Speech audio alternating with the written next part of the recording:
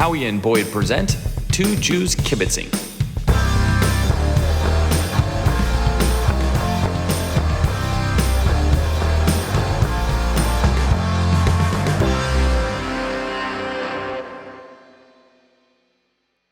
So, you ready? No, but go Who ahead. fucking cares? Who fucking cares? I guess welcome back to Howie and Boyd. It's been a long time. When was the last time? Yeah, fuck, we'd start with that. Yeah, l'chaim. Cheers. Obviously we're I guess teleconferencing. Is that what they call this? Shit, I don't know. We're on full lockdown. COVID has hit everything. And look, first, how are you doing? You were telling me last night about your sleeping is not so great. Oh no, I'm sleeping okay, but I told you downstairs, you know the layout of our house. You know where our TV is. Right. That window right there, there's a fucking birds are nesting. So there's this bird that's fucking pecking at the window. So I've tried, I put a fucking piece of plywood up there. He sees one little sliver of the window and he pecks at it. I put fucking, I put cardboard up there anyway. So, and then at night we've got frogs on the slope, and fortunately I've been able to keep the windows closed at night because it's been cold. But he fucking starts going off right at about the time I'm trying to go to sleep. So that's always. You need to get some better fitting earplugs, like you're in a band, you know, the ones that into your ears. And Well, I've been listening to my podcast with a fucking earbud in and another ear on the pillow, so it's been working. That's what our buddy Robert said to do when he's in Vegas. He sticks one in his ear and then plays that one podcast that always puts him to sleep. It's like the worst one, he says, but he starts listening and all of a sudden he's asleep. I got a really good podcast, and sometimes it's actually too interesting and it kind of keeps me awake. But Well, how are you doing? We're hanging, man. This is not hasn't been terrible yet. I mean, you know, my wife, she always wants to get out and do stuff, but it's besides doing that, we got a routine. We're way off on our schedules. I mean, you said you even stay up to 9:30 or something, right? Is that Yeah, I've been going to bed later than I normally would, reading for about half hour, 45 minutes, and then today was kind of an aberration that I actually didn't wake up till 6. Nice. Well, you didn't make the poker game this morning they played online. Yeah, I saw them fucking texting and you just been ignoring all the texts all the time. You haven't said anything about tonight at 7:15. Yeah, I figure, I'll show up and play. Yeah. All right, that's fine. But yeah, we've been my wife Marie is pretty sure that was it. Yeah. She's normally like you. She's in bed at 8:30, at latest 9, and gets up at 4:45 to work out. She's been going to bed at 11 or after 11 with me, watching shows, and then is getting up after me. And I was getting up at 6 still, and then 7, and now it's 8:30. So wow. Yeah, and she's still in bed at 8:30, and that's when her school normally starts. So she just rolls out, flips up the laptop, and starts doing her schoolwork. Yeah. So I've just been, this is. I'm a person that I like routine, Right. And this is it's throwing me out of my routine enough with things that I can't control. So the things that I can control, I'm going to try and stay in that routine. So. We've actually added more routine, I think, for us. Normally it's get up, make the kids food, get them out the door, go to school. But we've been every morning, 10 o'clock, working out for anywhere between a half an hour and 2 hours. The whole family. Good. Unless Marie decides that she doesn't want to do the workout we're doing. So she puts on, and we've been doing this too. We've done this twice. Freaking kickboxing, dude. This was 4 of us in the garage with the iPad and some lady online. The first one, Marie admitted it was way too fast. We were like, I'm like, what the fuck are you doing? And then my little one is just spazzing. And Bella, the middle one, or the older one, she had it okay, but we all got our heart rate up and that sort of stuff. But we've done that twice. Once with the crazy lady, once with way easier. And then we've been doing that rowing machine I told you. We've been doing hands. We've been doing med balls. We've been doing abs, like 500 different ab combo workout. I've been doing 100 push-ups a day. So my question is why? Mostly to keep the kids in a routine. Okay. You know, they got to work out. So I just figured I can't really use an excuse if I'm too tired or I'm at school. So because I noticed that when we went on our little ride not too long ago, there was no extracurricular activity when we stopped and had a beverage for you. No, that's not a thing. That was just a whatever. Oh, okay.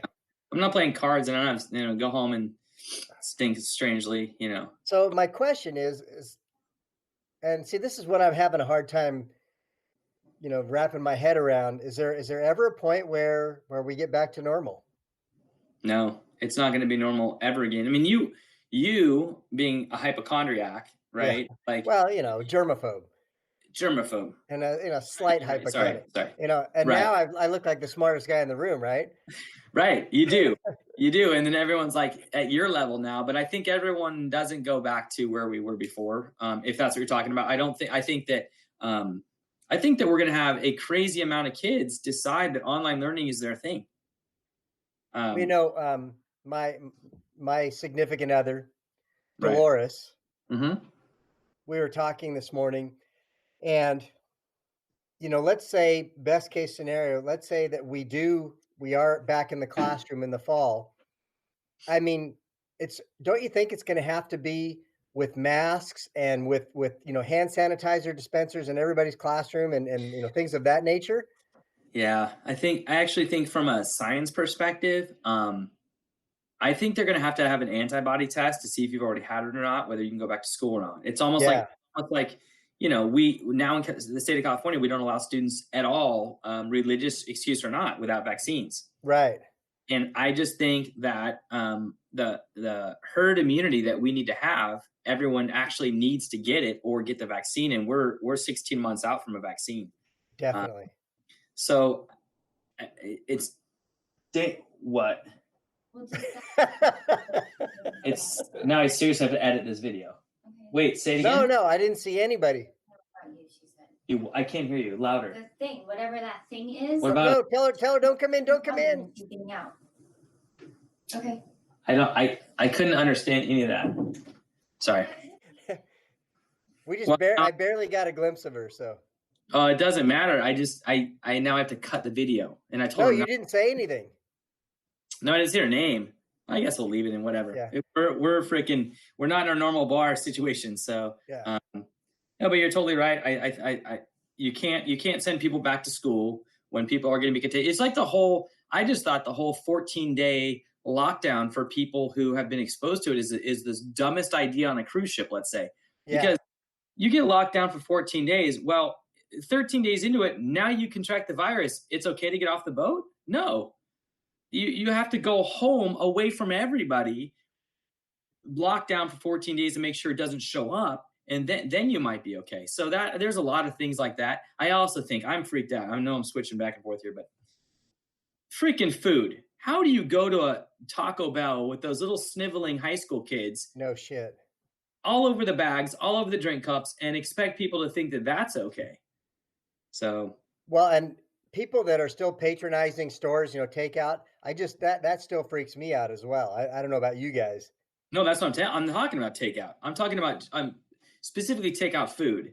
Yeah. I think that the way that you talked about the way you wipe the stuff down when you go to the store, what we do, I mean, we're like, now we're wiping it down.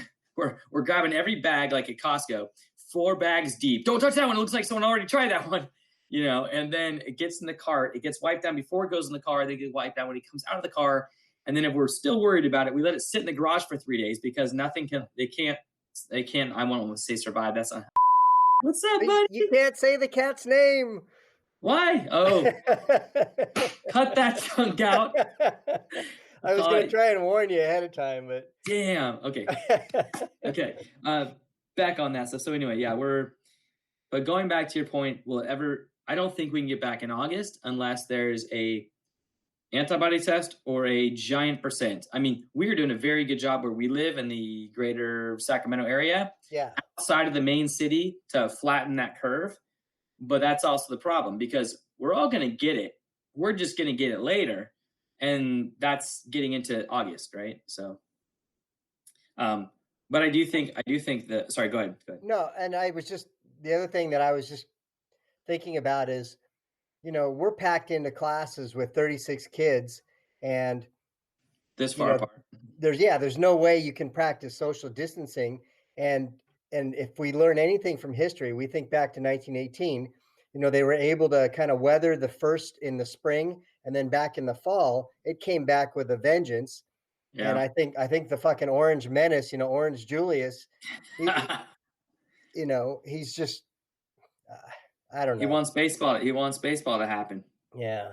Yeah. There's so many more things that they're saying that cannot happen. I mean, it just cannot happen.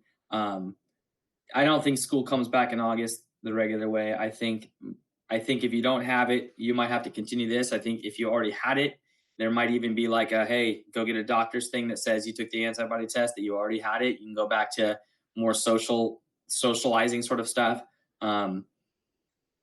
But it won't go back to how it was before until we get that vaccine. And at what point do you think people in society start to turn on teachers, because we're going to still be drawing a paycheck, and so many people are going to be hit, so hard with the loss of jobs and all of that? I think those people that don't have kids they're already probably saying it. I think the people with kids right now who are like, oh my God, you have to deal with this every day times 32, are like, holy shit, send my kid back to school, do something, So I think they know that how much we're going through, especially, I have older kids, but still, my wife and I are both teachers. We're on the computer every day, and I'm not kidding, dude. I'm emailing all day long, and troubleshooting all their stuff and grading, and so we're putting in more work than a lot of people are, and we can't draw unemployment or anything like that. So right, yeah, and I'm just thinking about someone like the other teacher in my department that has, he's our basketball coach, and he's got 5 kids, and everybody's at home now, and he's got one special needs student who goes to our school right now, and dealing with all of that. Is she special needs, really? Yeah. She's. I did not know that. He wasn't even going to send her to school. I'm like, dude, just send her to the school. She's on the swim team. She's she's interacting with her kids. So yeah, it's just imagine. Or our other buddy, who's a triathlete guy, who's in my department.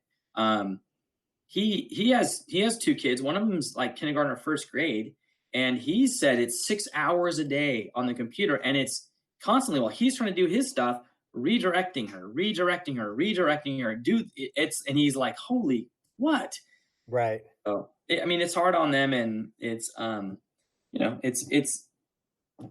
I don't know, but there are some kids, like the kids in your class that don't they don't just do well socially at school anyway, and they're stoked to stay home and do. Now we have very little work right now, but as we go into like a normal work schedule, they're probably still stoked to be at home doing it. Yeah. And how are you? I'm finding that basically since we've been out, what I have asked them to do and submit has been minimal. And basically, if you turn it in, you're going to get credit. But I'm just, especially with my advanced students, right? I collected something yesterday, and I was looking through them today, and Jesus, it's god awful. Yeah, it's like very terrible. Now imagine my regular kids like that. I have sent them so many emails explaining exactly what to do with their parents, and they still aren't doing it. And I'm like, just go back to the email on this date. It tells you exactly, oh, okay, now I did it.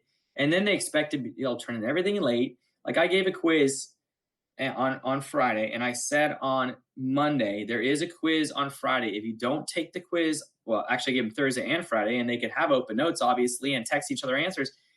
If you don't take the quiz by 5 p.m. on Friday, it is a 0. Yeah. Well, I had 6 kids out of 192, but still, just didn't do it at all. And you know what? My smart kids, they got like I only made it with 5 points. They're the ones that got 4s out of 5s. It's the total idiots that all got 5 out of 5s because they all just looked up all the answers. And then I feel bad. I'm putting in, and I just told everybody, I'm going to give a chance for a retake if you didn't get a 5 out of 5. So Yeah, that's what I did with my regular kids. I collected an assignment on a Thursday and they half-assed it. And so on Friday, I completed the assignment myself. I walked them through each question, how it should have been answered, told them they had till Monday to resubmit it if they wanted full credit. And, again, there are probably 15 or 20 kids that didn't bother to do it. Yeah, even though you told them exactly how and what the thing was. Yeah.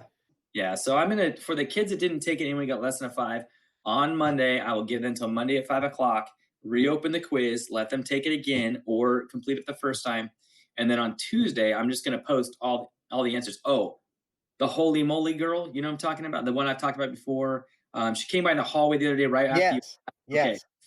That one has only done about half the work. On the quiz, for the written portions, she wrote shit like, oh, I just found out I'm passing this class for an answer.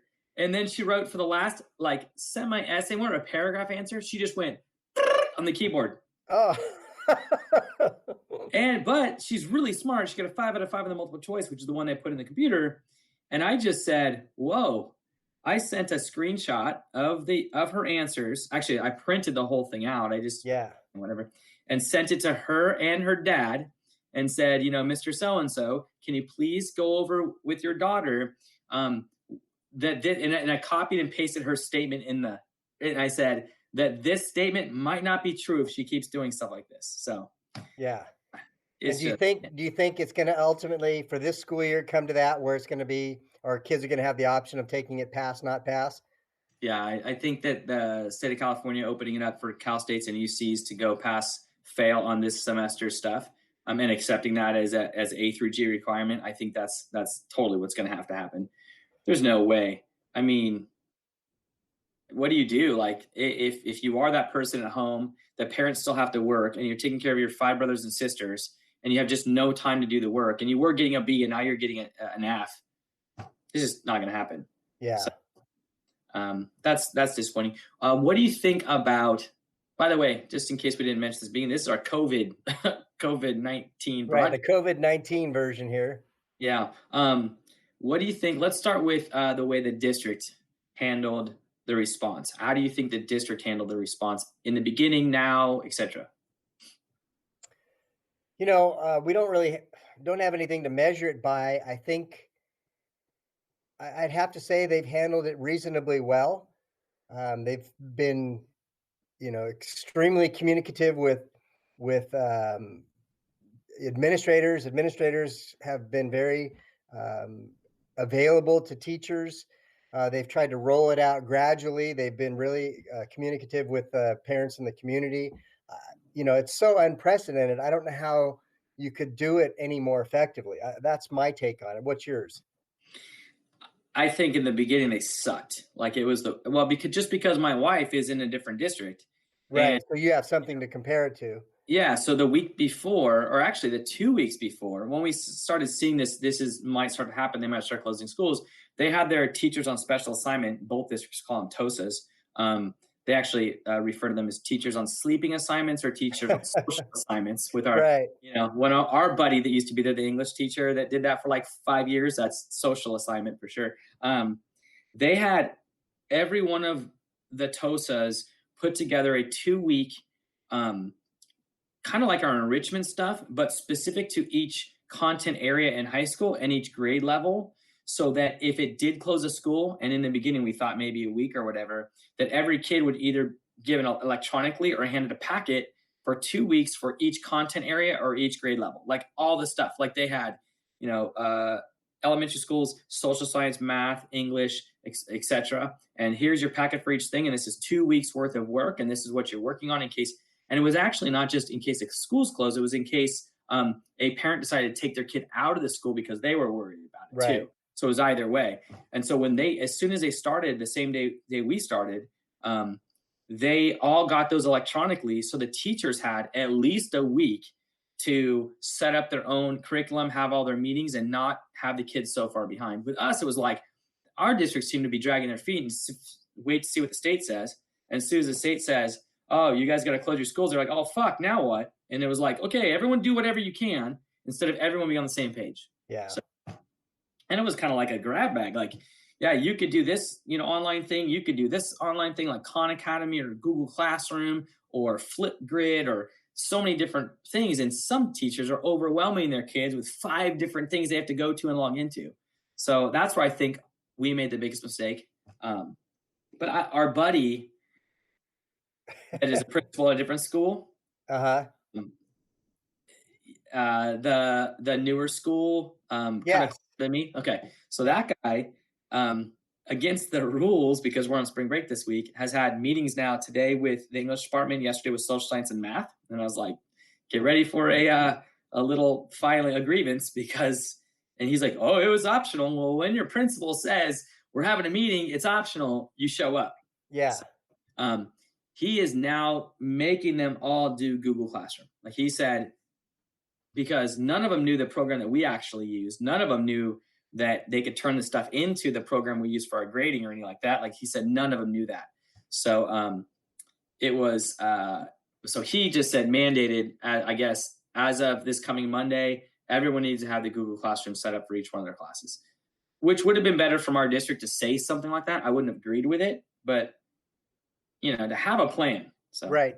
Well, going forward, obviously, like I said, if in the fall it doesn't look like we're going to be able to resume, on the site, then that's probably something that the district should do, don't you think? Yeah, but I think they should stay away from that particular. I think they should stick with, we already have that grading program, which does everything the Google Classroom does.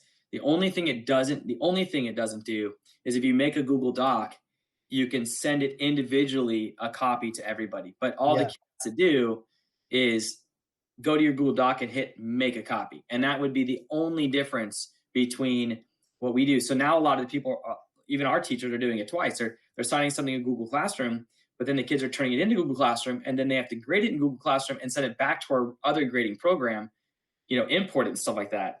And so it's like they're doing it twice instead of just doing what we already have in place and doing it once. So I'm trying to make it easy for my students that maybe aren't real well versed in Google Classroom, where they can submit it to Google Classroom or the other one.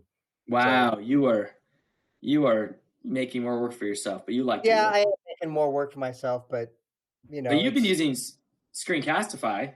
Yes. And that's awesome for you. My kid's watching your stuff more than her teacher stuff.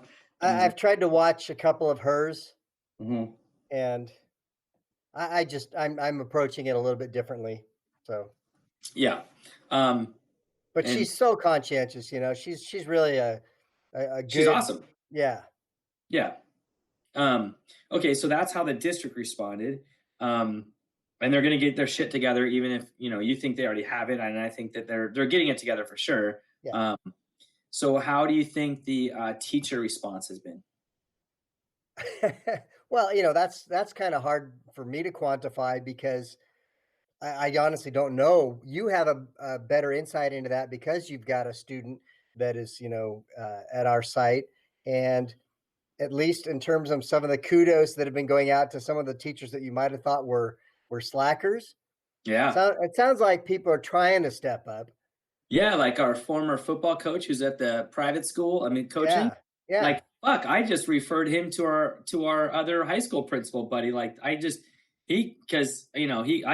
like tech support, by the way, in case the world of how the 2 people that have watched any of our episodes know. I'm like tech support for everybody. So I got principals calling me and district people calling me, and he called me this morning again and said 2 questions. One about our online grading program and how you share it with another teacher, and the other one about how you import it from Google Classroom into our thing. And I said, I don't know, but I got this thing from he was like, from who? And I was like, he was nails apparently. So I tried to, and you know what? The thing that's amazing is that if you have any questions about the programs that we're using, you can fucking Google it. You can find a video. Somebody's already done it. Yeah, everybody has. It's awesome. And you know what? The people that run those things too aren't bad about getting back to you. I mean, I had the one that our school grading program. I emailed them about the issue about linking the two their program with Google Classroom on the Friday during our previous spring break, and they got back to me on like Tuesday and finally set it up for everybody to make sure it was working because it wasn't working. But yeah, so I'll give you the breakdown from my kids' teachers. She has her math teacher, who she already loves because it's like grandpa, has this. Is he the one that's planning on retiring? Yeah. He's part-time right now. Good time to do it, didn't he? Yeah, he knows shit. He has had a few Google Meets already, and it's basically just his hands with the overhead projector on his screen, and he's talking, and the students are watching him do all the problems, and they type in questions or they say questions during it, and he'll answer them. And he had a Google Meet for like an hour and a half from 8 to 9:30 the other night, and Bella was all about it, and all the kids were there. Or any kids that needed help. So it was like office hours. Like I did my office hours. So the opposite is I did my office hours. I think I told you. Yeah. Basically around lunchtime. So it wouldn't overlap. It was for all of my students. 192 students can come in and get help with anything they need. And I had all of fucking zero kids showed up. So that's the level of student I'm teaching this year. And yeah. But her other classes, I haven't heard much about English. But it's both. It's mainly she's focusing on math and the class you teach. The other ones are kind of just like, I mean, her advanced chemistry class, she already had a 98% going in. She's not missing anything except for that teacher messed up. I think I told you. We were told to keep it simple, right? In the first, well, the Friday of the first week, she gave a pop quiz on Friday. And typed it in like, you guys are supposed to be in my class right now. And the quiz is before 2:00 or whatever today. And you have to do it today. And it was like, what? Like she opened up her iPad and it says, take this quiz. And she was like, oh shit. Then I think she missed one and she was all freaked out about it. I'm like, and then we had the conversation I think I told you about. My wife says, should she be looking at her notes during the quiz? And I said, no. And same thing with the other teacher for calculus class or her pre-calculus class. I said, email the teacher and tell him this is what's happening. What do you expect? So I guess on the next quiz that he gave, which was after his lecture at night, he said, it's open notes. I know you're doing it anyway. So he clarified at least. But I mean, those are the two classes where she was A- in basically, and she knew that she needed to study for. So she's been doing a lot for those classes. And I don't know what she's doing for any of the other classes. So, I mean, that's the student's perspective. Like my kids are doing their work. I got a lot of kids that aren't doing anything. So, what about parent perspective? Like, how do you think the parents are handling it? Well, when we had the first week that they altered to make our spring break. And then after that, when we started our distance learning, we were told that we were to reach out to the parents. So I emailed everybody, and I think it was 192 parents I emailed, and I just kind of laid it out for them what my approach was going to be, and if they had any questions, don't hesitate to contact me. I've had exactly one parent email me related to that, and that was actually just a parent that said, "Hey, thanks for the update." Yeah. Well, in the program we use, when the grades in, I don't usually use this. I usually email individual parents, but there's a button you can push when you publish the grades, like publish with an email.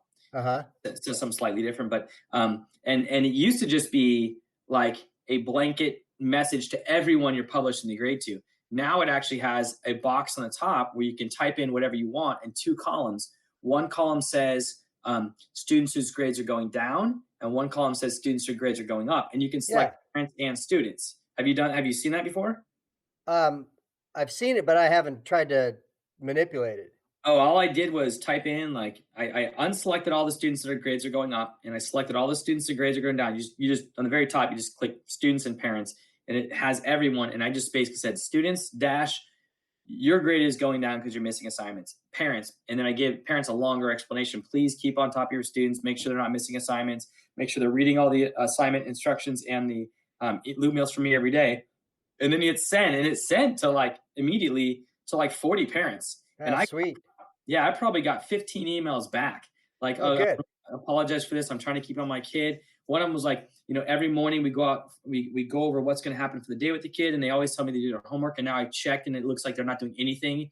So it's pretty good to so every time I'm hitting publish now, I'm going to hit publish, send this message. And I basically copied and pasted the message in a Word document. So I just pasting that lump thing in there. And every time a grade goes down, the only reason a grade can go down now is if they don't do an assignment. Exactly. So they're not doing their stuff. And what do you think?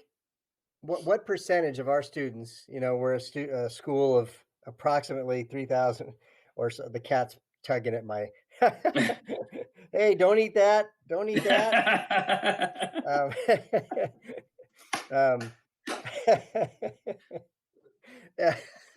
Anyway, what percentage of our parents do you think are working from home now? If you had to guesstimate. 40%? No, maybe 60%. Oh, I mean, the ones in the higher economic status are probably working from home. The ones in lower ones are definitely not working from home.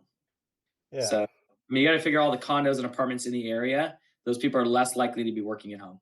The people that are living in houses are more likely to be working at home because they're obviously have a higher level job, not higher level, but Yeah. And so, even if you're not working at home, so if you're not working at home, I think your stress level is going to be higher because you're out of a job now. You're filing for unemployment. You're trying to figure that shit out. All right. So my question, since you went way off topic, there, I'm fucking sorry, dude. I've been drinking and I just thoughts in my head. My eyes look a lot. Little so brother. You figure with a significant percentage of our students, they're at home, probably with at least one parent. Yeah. And I'm looking at the timestamp on an assignment. I assigned it on a Monday, and trust me, I am not overworking my students at all. Move to your left. I want to get you better in the picture, but I also want your cat. No. The whole, oh, damn, I guess. Yeah, perfect. Nah, okay. Back the other way. Sorry, you got to go back the other way. Is that good? Yeah, that's good. That's okay. So anyway, I'm looking at the timestamp, and I assign it on a Monday, and it's not due till 11:59 p.m. on a Thursday. Mm-hmm. And I'm looking at the fucking timestamp, and it says 11:57. Really? Yep. Something that should have taken you 25 minutes tops. Why couldn't you have fucking done it a little bit sooner? Yeah, dude, I'm right with you. I have 3 kids. I've already sent screenshots to their parents because they're manipulating their parents because I'm using Khan Academy for my science for some of it. And they show their parents, look, it was due on March 27th in Khan Academy. It says due March 27th and it says turned in. They're showing their parents the due date, not when they turned it in. Right. So then they go to our grading program and say, look, it was due on March 27th. And their parent emails me, there must be a problem with what you're looking at because my student clearly turned it in. It was due on March 27th in both your grading program and on Khan Academy.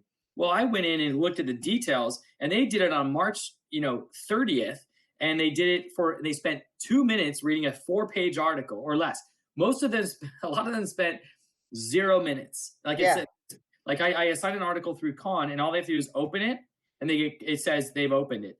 But some kids say 14 minutes, which is probably right if they're trying to understand it. And some kids say 0 minutes. So I send a screenshot to this parent. Look, they took this 4-question quiz 6 times. Each time took them less than a minute, and it was the same 4 questions, which means all they did was try to get the right answer every time. And they spent 0 minutes on the article. And I just took a screenshot of each thing, sent it back to them and say, can you please have a conversation with your student? And I did it for 3 kids. Yeah. So they're just trying to manipulate their parents. And some kids are like, yeah, I'm having a great time. One of my students emailed me and said, hey, Mr. Boyd, how is your coronication going? And I was like, oh, fuck. You fucking kidding me? And he's like, I've been thrown up for the last 2 days, so I didn't do any of my work. Is it okay if I turn it in late? I'm thinking, no, you need to have your parent email me that you were throwing up for the last 3 days because I just don't think you've been doing anything. So Okay, the one kid that you had last year that I have this year, right, that our Spanish G. teacher can't stand, right? Oh, that guy. I was thinking about GV. No. Oh, Okay, okay. no, I lost Oh, him that at the person's semester. left. Right, Okay. right. All right, so you know who I'm talking about now, though, right? Yeah. Okay, Yeah. well, he sends me an email, and this is 2 weeks ago when I had It's a assigned one hoax. kid, and he sends me an email, and he said, I want to know how much time we're supposed to be spending on this because I want to have time to work out and I want to have time for family. Oh my God. They go to school from 8 o'clock till 3 o'clock every day. We're giving them about total with all their classes, maybe 3 hours of work a day. Maybe. Yeah. And my kids are doing probably that much work a day. But oh my God, it's such a joke. It's just, I don't know. This whole thing is, I mean, for the kids. But I do think, and I emailed my kids on Friday because we're taking this week off ish. And I said, look, you guys, this has been so easy. It's been so easy for 2 weeks. I said, get ready for Monday because starting Monday, we're gonna increase it to a somewhat normal workload. Now, workload being the time you spend in class, not the homework time, right? Right. So roughly for our block periods, roughly an hour and a half on the day that you would have the class, which would be about 4.5 hours of work for 3 classes per day, which they should be doing. You know, they're not going to do it. No. But yeah, it's I don't know. And that's why with the screencasts that I've been putting together, I've been trying to keep them to about 15 to 20 minutes tops. Shift 2 left. Yep. I just don't want you to go off screen because I'm gonna get lazy if I'm drunk and freaking editing this thing. Like I said, I've been trying to keep them to about 15 to 20 minutes tops because first of all, that's about 15 minutes more than our kids' attention span. And secondly, 20 minutes is about, I think, as long as they'll spend on any one, video or recording or anything of that nature. I think for your advanced kids, I think they'll do as much as you need them to do. My kid, Bella's working a lot. Like her, I don't. You probably got the same. Was there an extra credit assignment did you get an extra credit assignment over the break or no? No. Okay. They got one, and I'm pretty sure, as I told you, Bella said, and I'm burping up some. Bella Racer. Yeah, little. By the way, it is Racer 5 IPA that's been aged now for probably 6 months, and it is golden. Well, I look forward to the next time we can actually, share raise a glass together. No kidding. But you guys gave a big test right before the vid occurred, right? Yes. It brought some serious grades down. Definitely. But she's been telling me like the assignments she's getting and the extra credit she has now. She's like, oh my God, because she tells us our grades are going to start going up because they're going to get some stuff to boost their grades afterwards. And so she's doing like 5-point assignments and her grade is like, doot. I'm like, holy shit, you're done. And so, but she told me that her math class also gave an extra assignment over this week, extra credit assignment. She said, that's going to take me 20 minutes. She said, the other one for my social science class is going to take me like 3 hours. So yeah. Both my kids, I mean, especially. Well, and the objective with what we're doing, because the way they've condensed the AP exam this year, right? All we're asking our kids really to do is to start doing things that are intended to be review. Right. Yeah, because you guys already got up to the point that they're going to test on. Right. You guys just have to learn how to do a 45-minute written test, basically. Yeah. Which is weird. I mean, Bella should know, she should be very well, she should be in good shape with regard to, the structure that has already been put in place. And if she reviews, then come test day, she knows how to manipulate the documents. She'll be fine. And you've done the grading thing for many years on this. So how do you think that's going to work out? 45-minute written test, boom, done. Yeah, the great it's basically it's one DBQ. So the people that are experienced readers of the actual exam, it's no different for them. And the only difference is that it's going to all be done. They're going to be at home as opposed to going to Kansas City where they typically hold the AP readings. And so are they doing it in such a short, like 45-minute sitting so that the kids don't have time to look everything up? Is that like probably the plan? Well, and what they're going to do is they're going to basically run it through something that is kind of the equivalent of Turnitin.com. Turnitin, yeah.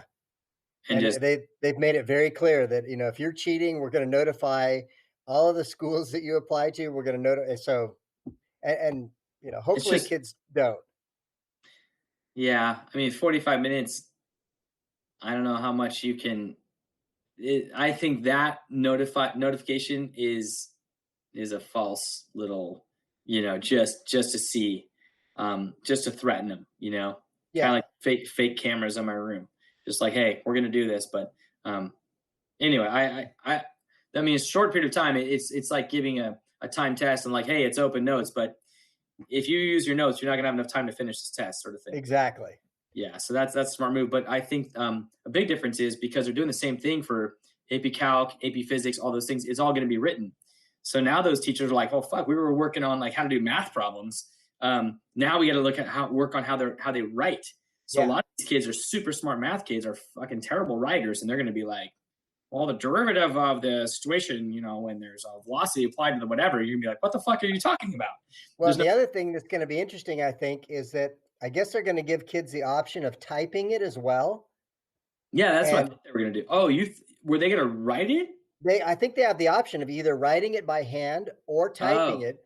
And with some kids whose handwriting is fucking illegible, Right. it's to their advantage to type it. What if they're not fast typists? Yeah. Wow. Well, they're typing on their home computers, obviously. So why wouldn't you use speech to text? Yeah. Like, why wouldn't you spend most of your time just talking it out? Just like I just did, the derivative of the velocity, and then just go back and edit it for 10 minutes at the end, spell check or whatever. But there'll probably be a program in place, right? Or your guess is as good as mine. Wow. Well, there are Turnitin.com actually has a written. They have a thing for universities. A lot of universities use, not high schools, that you could actually turn in written assignments like problems for math. You can actually turn it in, and it grades it through that somehow. Like it's almost like whatever. When you scan a document and it pulls text out, it's kind of like that thing, but for handwriting. So yeah, I don't know if that. Well, the College Board has a lot of money and a lot of resources, so they'll have something figured out. Yeah, I don't know. So that was district, students, parents, teachers. Yeah, I covered the whole gamut, dude. Okay, my butt's getting numb, so yeah. So let's wrap it up. Anyway, so here, and plus, what time is it? It's now 5:45. Yeah. We have a poker game online at 7:15. So what do you think we should try and get on the site by like 6:45? Yeah, I would. It's not that bad during the week at all. Like, you'll get on it really quickly. I think it's a Friday, Saturday thing that it was fucking terrible. And by the way, so we haven't done this since like December. So we're missing all of our freaking Vegas trips. There's been a couple of them actually. You went by yourself, I went by myself, and then we went together. We never talked about those. We got all sorts of other stuff to talk about, dude. And by the way, we got a lot of time to do it. Yeah. So this was a COVID response, but we got more to say. So, my computer's. Oh, that must be a sign. Okay. Okay. All right, buddy. Well. All right. Cheers. All right, man. L'chaim. I will see you in about a half an hour. Yeah. Or actually about an hour. About an hour. Howie and Boyd signing out. Peace, brother. Take care, man. All right. I'm going to turn this thing off now. All right. Later. Later. Don't forget to edit. Word. All of our episodes can be seen on YouTube. Just search for Howie and Boyd, and heard on iTunes Podcast, Stitcher, Google Podcast, Spotify, Podbean, and hopefully soon on iHeartRadio. The views and opinions expressed on this podcast are those of the individual host and do not necessarily reflect the official policy or position of any other agency, organization, employer, or company.